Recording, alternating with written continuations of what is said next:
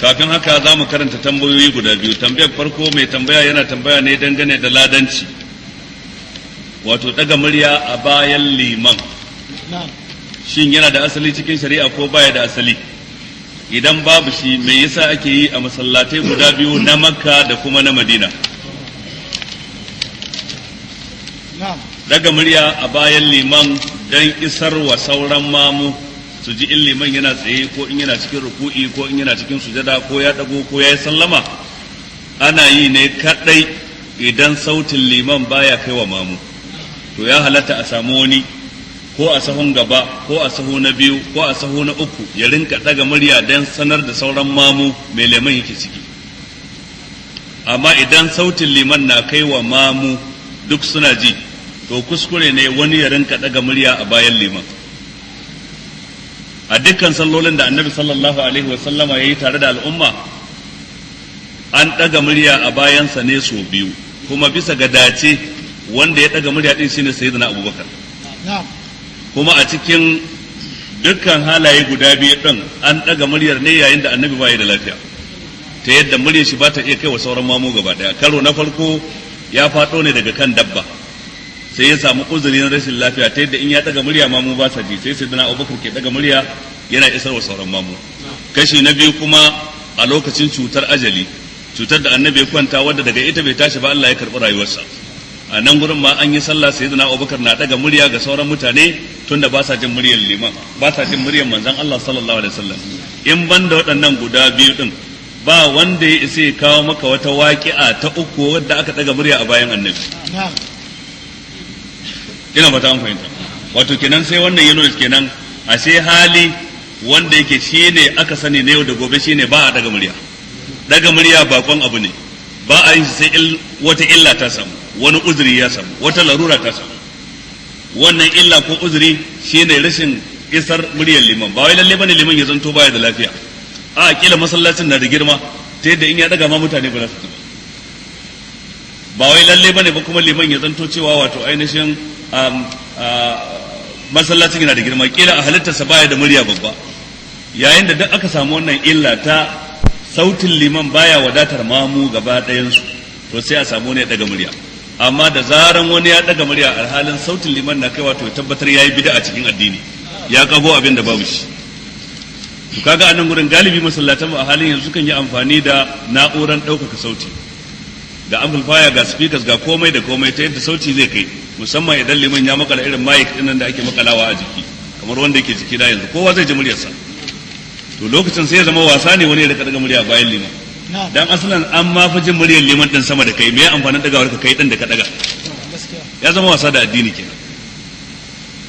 Cikin malamai akwai wanda suka bada fatawar akan duk wanda ya haka masallarsa ta lalace, kuma abin mamaki akwai malaman mazhabar malikiya a ciki. Shekara 15 ko 16 da suka wuce baya, akwai ɗaya daga cikin abokananmu, Malam Ibrahim Jalo, mutumin Jalingo cikin jihar Taraba, ya yi ɗan ƙaramin littafi da ya sa masa suna Alƙaulul Munsif, wato magana ta adalci dangane da ɗaga murya a bayan liman. Ya tattara maganganun malamai kan wannan littafin. Littafi ne mai ban ƙaye ƙwarai da gaske, ko musamman idan an duba lokacin da ya yi shi shekaru wajen 17 baya ko wani abu makamancin haka, ya yi ƙoƙari matuƙa ƙwarai da gaske. Ya faɗi duk abin da ya kamata a faɗa game da wannan mas'ala. Ina fata an fahimta. Dan haka da ya daga murya bayan liman, wannan ba daidai bane. Cewa kuma ana yi a masallacin Makka ko a masallacin Madina, wannan ba hujja bace ba. Masallacin Makka baya zama masdar min masadir at-tashri'. Haka masallacin Madina, masadir at-tashri' sanannu ne a wajen malamai. Akwai al-mujma'u alaiha, akwai al-mukhtalafu fiha. Masadir at-tashri' da aka yi ijma'i akan su min haythu al-jumla al-kitab, as-sunnah, al-ijma', al-qiyas. Al-mukhtalafu fiha kuma su ma ga sanan da yawa, daga cikin su akwai qaulus sahabi, akwai shar'u man qablana, akwai al-masalihul mursala da sauran makamantan su. Amma dai masallacin Makka ko Madina baya zama hujja dan an yabo a masallacin ya zama shari'a, sai in abin ya sami gindin zama cikin Qur'ani ko hadisi. Mutanen Makka da mutanen Madina mutane ne kamar mutanen Kano da na Abuja da na Maiduguri. A ciki a iya samun mutumin kirki, a iya samun ba na kirki ba, a iya samun malami, a iya samun jahili, a iya samun mujtahidi, a iya samun wanda yake donal mujtahid.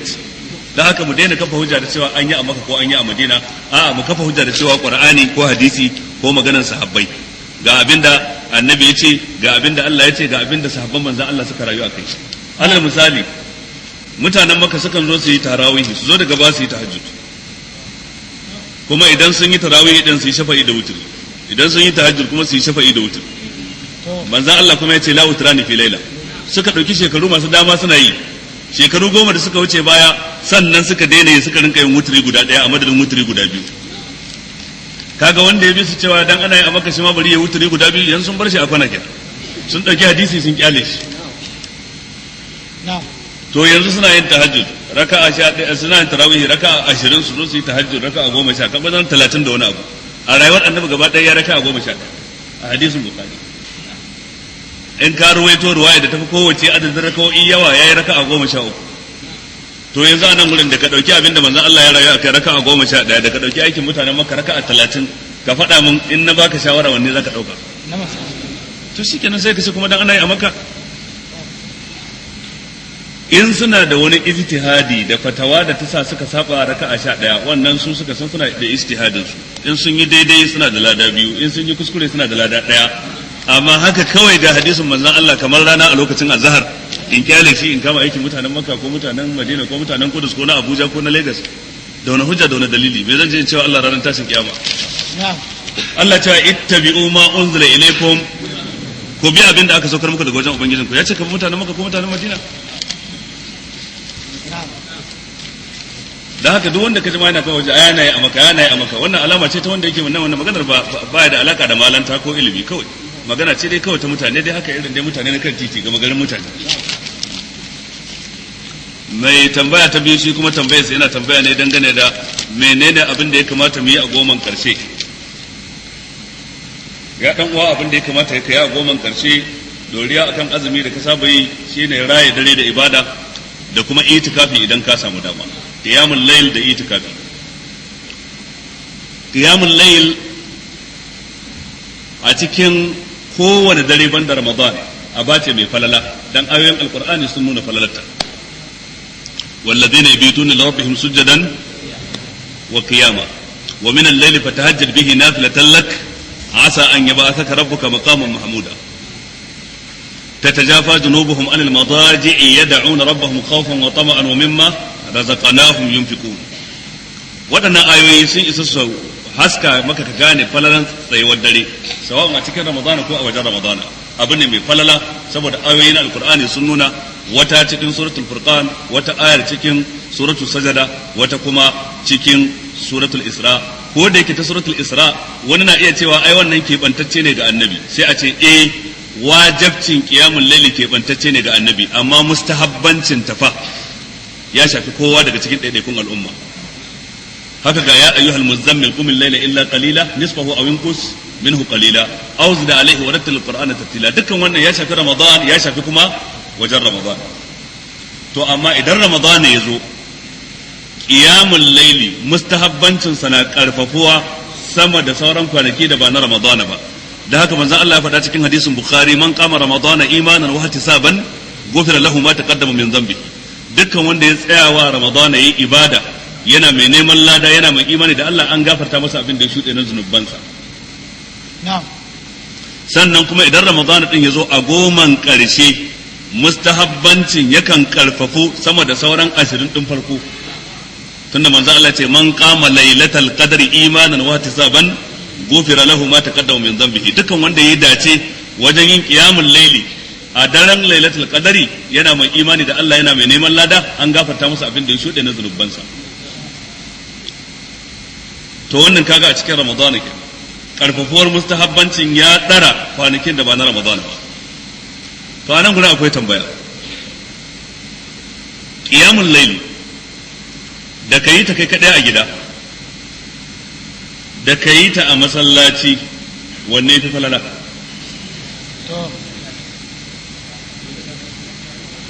Manzon Allah ya faɗa cikin hadisi yace khairu salatil mar'i fi baitihi illa al-maktuba. Mafificiyar sallar da dan adam zai yi ita ce sallar da ya a gida, sai fa in ta farilla ce. To wannan hadisi yana magana ne akan sallolin nafila waɗanda ba su shafi watan Ramadana ba, waɗanda ba salatu tarawih ko tahajjud ba, ka yi su a gida yafi. Dan haka ma ya sake faɗa cikin hadisin Bukhari, ij'alu min salatikum fi buyutikum wa la tattakhuzuha quburan ku dauki wani kaso na sallolin ku rinka yi a dakunan ku kar ku mai da dakunan ku su zama kamar makabarta wannan duk ana magana a wajen ramadana amma a cikin ramadana sallan tarawih a masallaci yafi falla sama da yin ta a gida ina fata an fahimta dan abin da yasa na fara kawo wancan hadisin akwai waɗanda suke kawo wancan wajen su hana mutane zuwa sallar tarawih ko su hana mutane zuwa sallar tahajjud sai to ai kai sallah a gida yafi falala kai sallah a gida yafi falala shi ko wancan hadisi yana magana akan nafilfili waɗanda ba na ramadana a wajen watan ramadana amma a cikin watan ramadana yi cikin jam'i tare da mutane shi yafi falala ina fata an fahimta sannan kuma shari'a ne yinta a cikin jam'i din tare da mutane dan naji waɗansu ma sukan yi ganganci su ce wai bid'a ne a je masallaci ayi tarawih ko tahajjud wai bid'a ne wannan ganganci ne ko dai san zuciya tsabagen san zuciya ka san akwai wanda shi in baya iya abu to sai ya haramta dan kowa kare ko kuma yana ganin wanda suke kiyamul lailan nan akwai zaratan mahaddata alqur'ani wanda sun iya tajwidi suna ja jama'a suna jin daɗi su je to shi ko bai iya ba to sai ya ce haramun ne na taba ganin wani malami wata shekara suka wuce kusan shekaru 10 yace haramun ne a sauke qur'ani shi ya yadda aje tahajjudin amma sauke qur'ani haramun ne da aka bincika sai dalibai suka gano shi bai haddace bane sai yake wa hafizai hasada da tafiya ta tafiya ya ga mutane suna yi shi ma sai samo qur'anin sa mai zufi ya rike idan an fita din sai ya bude qur'anin sai karanta ce to tun da farko da ka bada fitar wannan da ka hutar ko ba haka ba dan haka yin qiyamul layl a cikin watan ramadan yana da falala kai a masallaci cikin jam'i sama da kai a waje kuma shari'a ne a masallaci din ya tabbata a sunnar annabi ta aikace da ta magance da ta kuma sunna ta qaririyya an fahimta ku manzon Allah ya fito cikin dare sai ga mutane suna sallah a masallaci ya tambaya su waye wannan suke sallah a masallaci cikin layali ramadan sai aka ce ai waɗansu mutane ne suka fito sallah sai suka ko wancan ya dan haddace wani abu wancan ya haddace wani abu da suna yi daban-daban sai sai da ya kamata tun daga Ubay ibn Ka'ab ya fi su haddan Qur'ani su haɗu a bayan sa yayi musulmanci sai manzo Allah ce laqad ahsanu am asabu yace hakika sun kyauta sun yi daidai kaga manzo Allah ya tabbatar da su a hadisin Bukhari da Muslim kuwa da kansa yace da ummu na Aisha dauki tabarma ki samun a masallaci ta je ta sanya wa annabi tabarma a masallaci bayan sallar isha'i bayan dare yayi sai manzo Allah ya fito sai ya zo ya kama sallah shi kadai cikin masallaci ta tarawih to sai wani daga cikin wani adadi na sahabbai sai suka zo suka bi sallah yayi sallah tare da su har aka kammala washe gari sai manzo Allah ya sake fitowa sai adadi ya karu sama da najiya suka yi sallah tare da shi washe gari karo na uku aka zo masallaci ya cika manzo Allah ya sake yin sallah tare da su washe gari kashi na hudu sai mutane masallaci har wajen masallaci sai annabi ya fitowa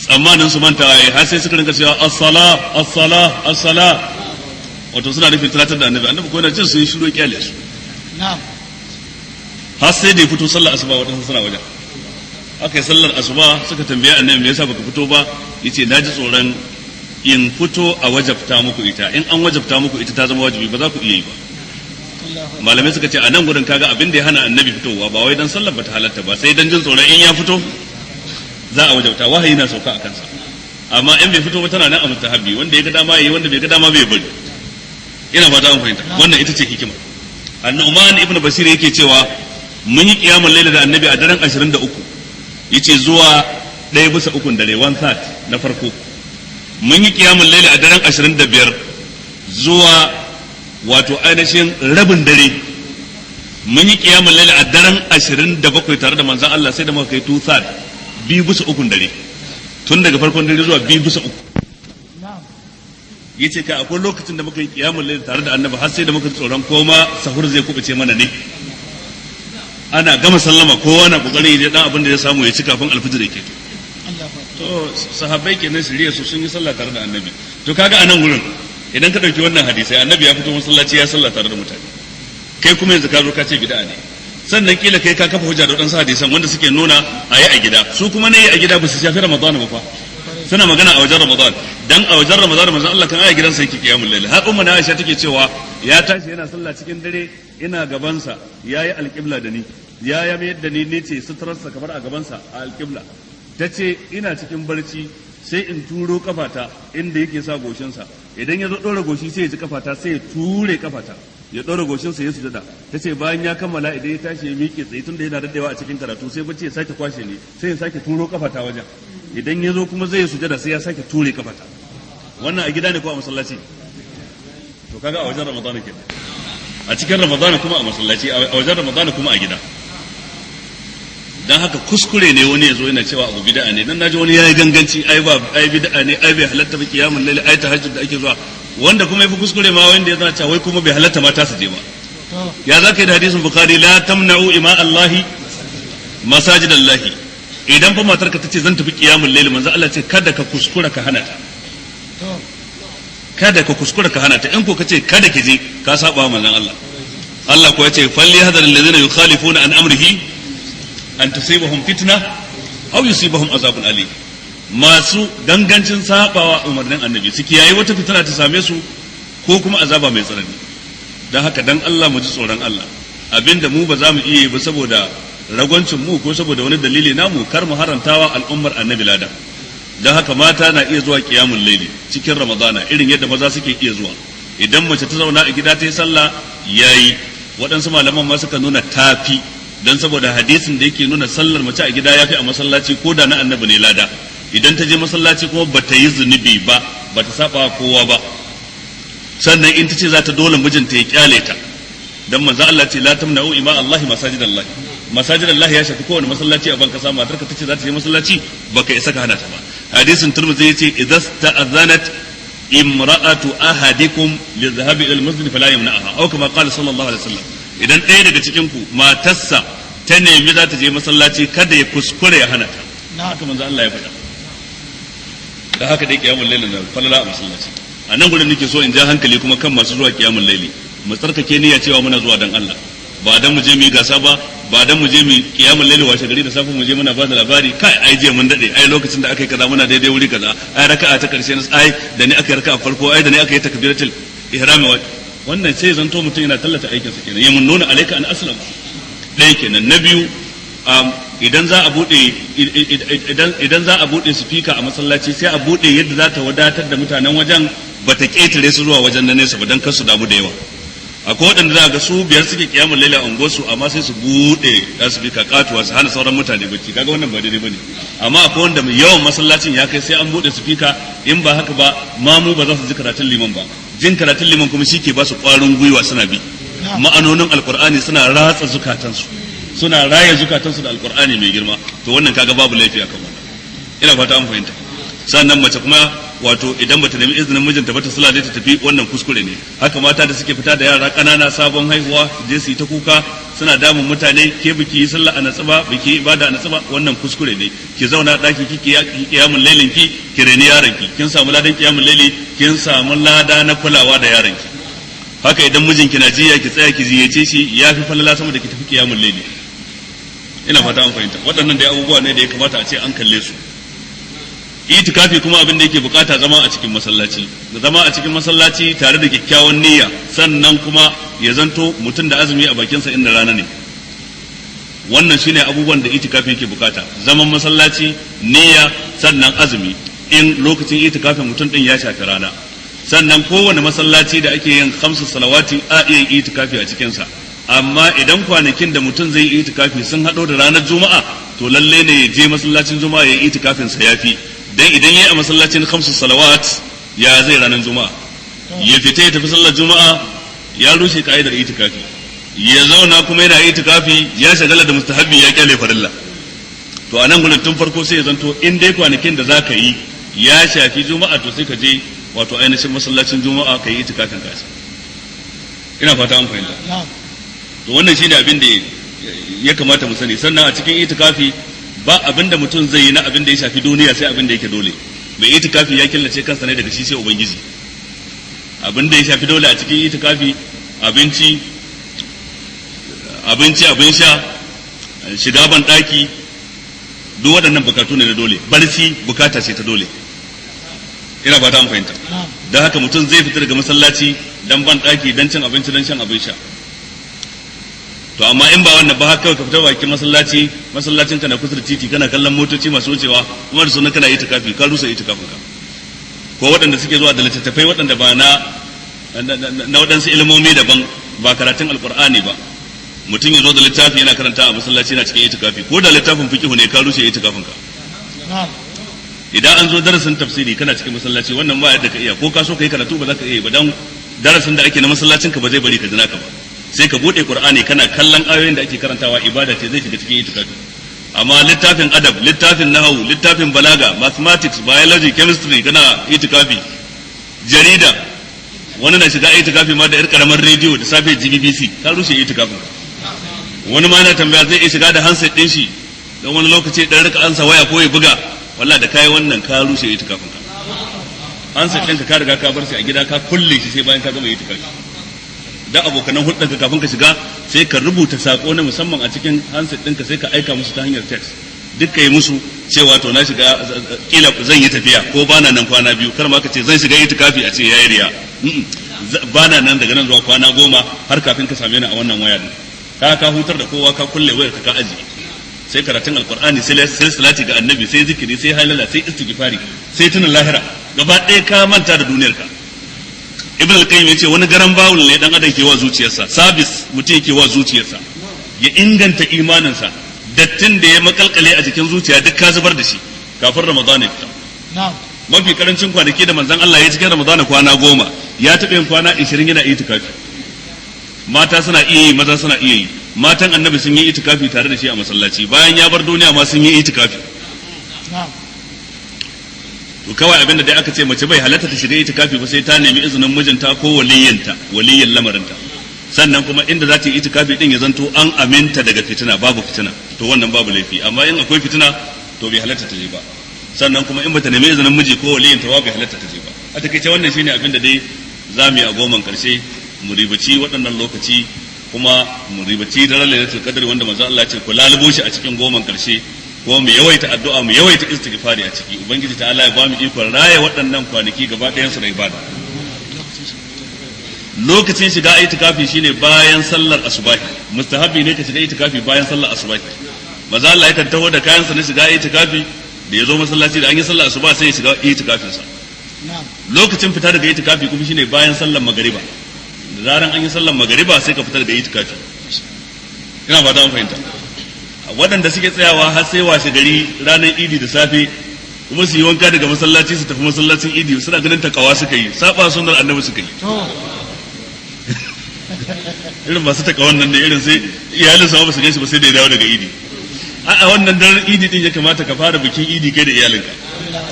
Ka fitar da itikafi da zaran ka ji labarin an ga wata, shikenan Ramadan ya wuce, goman karshe kai wa itikafi. Idan Shawwal ya tsaya ba an fitar da goman karshe ba, to yanzu ka shiga cikin Shawwal kuma da itikafin ba. Sunnar annabi yakan shiga bayan asubahi ya fita bayan sallar magriba.